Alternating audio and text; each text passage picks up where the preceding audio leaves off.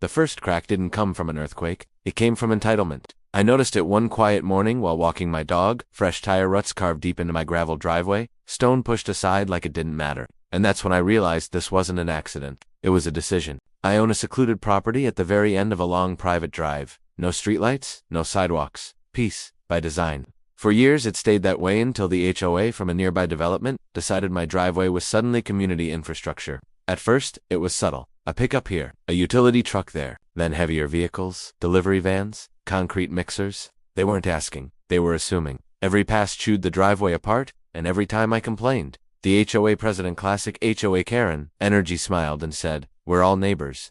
This is temporary." Temporary turned into damage, real damage. When I sent photos and asked for repairs, the HOA claimed the driveway looked fine and suggested I was exaggerating. That's when the tone changed. Because when someone tells you your property doesn't matter, what they're really saying is you don't matter, so I stopped asking. Instead, I read every local ordinance, every property clause, every access rule, and that's when I found the driveway was private, but access for commercial traffic required explicit permission. The next weekend, I installed a gate.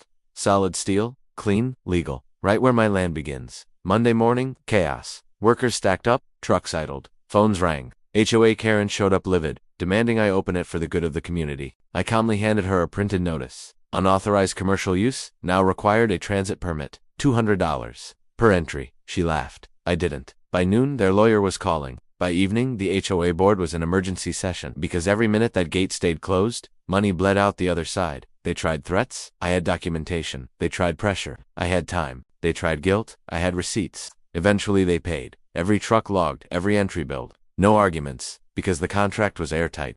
Over the months, they tried minimizing traffic, rerouting vehicles, even blaming contractors. It didn't matter. The counter didn't care about excuses. By the time construction wrapped, the HOA had paid more than they'd budgeted for landscaping. And before they left, they resurfaced my entire driveway. Smooth, quiet, perfect. Now when I walk it at sunset, I don't hear engines anymore. Just gravel settling. And a gate that still stands closed, calm and reminding everyone where the line is.